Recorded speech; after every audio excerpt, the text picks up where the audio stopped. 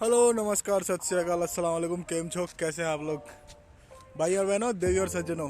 कैसा गया आपका मकर संक्रांति, बिहू, पोंगल। ये 14 और 15 जनवरी वाला जो त्यौहार है पूरे हिंदुस्तान में मनाया जाता है और अलग अलग वेरिएशन, डाइवर्सिटी, सबके लोगों को बहुत बहुत बधाई। तो क्या आप लोग काम कर रहे हैं? कमेंट में लिख करके बताना कि आप लोग काम कर रहे हैं और आपका दिन कैसा जा रहा है। I will wait for your comment. दोस्तों, जैसा कि हम बात करते हैं मैन्युफैक्चरिंग इंडस्ट्री, टेक, रानिया 53, including metaverse from 0 to 1, vertical integration, horizontal integration. तो आज के एपिसोड में हम बात करेंगे सैमसंग और एप्पल के बाद एक और ब्रांड, मैन्युफैक्चरिंग ब्रांड है, उसका नाम है इका इलेक्ट्रॉनिक्स, जो ग्रेटर नोएडा में 1000 करोड़ इन्वेस्ट करके मैन्युफैक्चरिंग सेटअप पर लगाएगी, जो LED panel, semiconductor chip, bionic chip और नेशनल इंफॉर्मेटिक्स का सेंटर खोलने में हेल्प करेगी और ऑलमोस्ट 3000 से 4000 लोगों की हायरिंग करेगी। And the impressive things is that कि ये ब्रांड इंडिया की है, made in India, make in India initiatives के थ्रू ये काम करेगी। पिछले साल from January 1, 2022 to December 31, 2022, at the end of last of the year, total FDI funding रहा $88 बिलियन, रिमिटेंस रहा $100 बिलियन।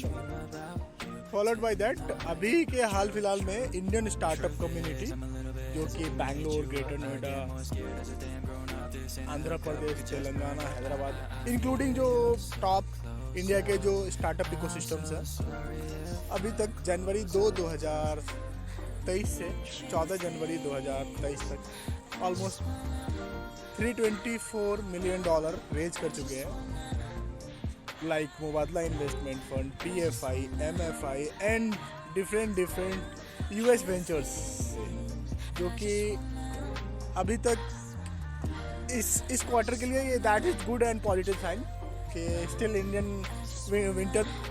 नेक्स्ट सेगमेंट में हम बात करेंगे इंडिया की टॉप 5 बैंकिंग सेक्टर कंपनी है, इसका नाम है एसबीआई, एचडीएफसी, आईसीआईसी, पीएनबी और ईच एंड एवरी स्टेट के एक इंडिविजुअल स्टेट गवर्नमेंट बैंक होते हैं।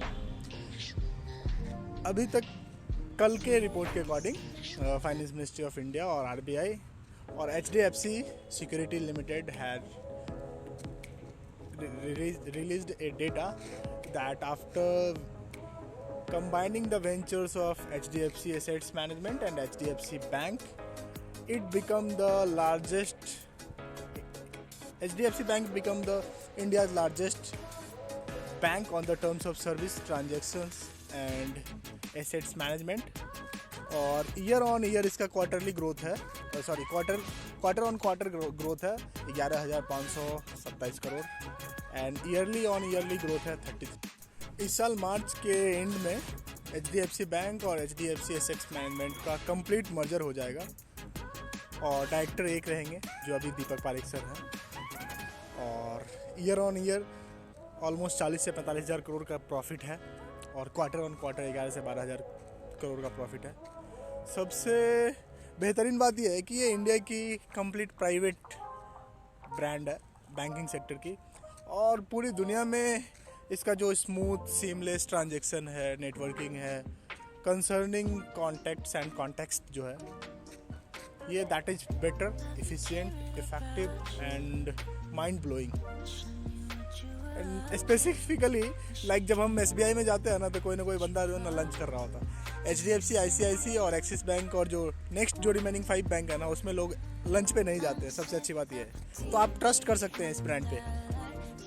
पिछले दिन के वीडियो में हमने बताया था कि आप निफ्टी 50 के टॉप 30 के किसी भी शेयर को उठा लो, even banking sector, FMCG, IT, infrastructures, manufacturing, कोई सा भी स्टॉक उठा लो टॉप 30 के, वो आपको फ्रूटफुल और सिग्निफिकेंट ही रिजल्ट और आरओआई देंगे। और कुछ दिन के बाद आपको दिखने के लिए मिलेगा कि एचडीएफसी बैंक का मर्जर हो रहा है और एक शेयर के बदले जिन्होंने एचडीएफसी बैंक का एक शेयर खरीदा है उनको 1/3 मिलेगा, मतलब एक शेयर के बदले 3 शेयर मिलेगा जिन लोगों ने एचडीएफसी बैंक खरीदा है।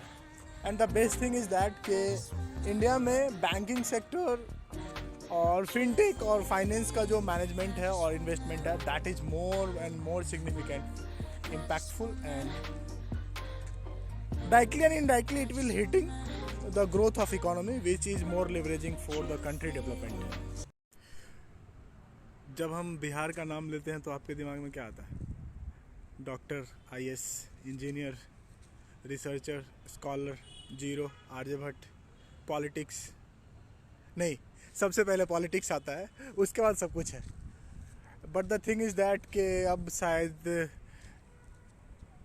इतनी छोटे मुंह से बड़ी बात बोलना संभव है या नहीं है, मेरे को नहीं पता. बट टू बी ऑनेस्ट, मेरे को लगता है कि चीज़ें बदल रही है, और it's a request to the minister pharmaceutical and industrial minister कि भाई बिहार में 12-12.5 करोड़ लोग हैं. अगर सब डॉक्टर बनेगा, इंजीनियर बनेगा, भाई मैन्युफैक्चरर कोई नहीं बन पाएगा. और बिहार में तो वैसे भी चल रहा है पॉलिटिकल नेपोटिज्म. तो यार जो गरीब लोग हैं, छोटे गरीब के बच्चे हैं ना, वो सपना देख रहे हैं बिहार की मिट्टी में बिहार का सेवा करने के लिए. मौका उन लोगों को मिलना चाहिए. उत्तर भारत में बिहार, यूपी एक ऐसा राज्य है, वहाँ जनसंख्या एक चरम सीमा पर है और शीर्ष पे है.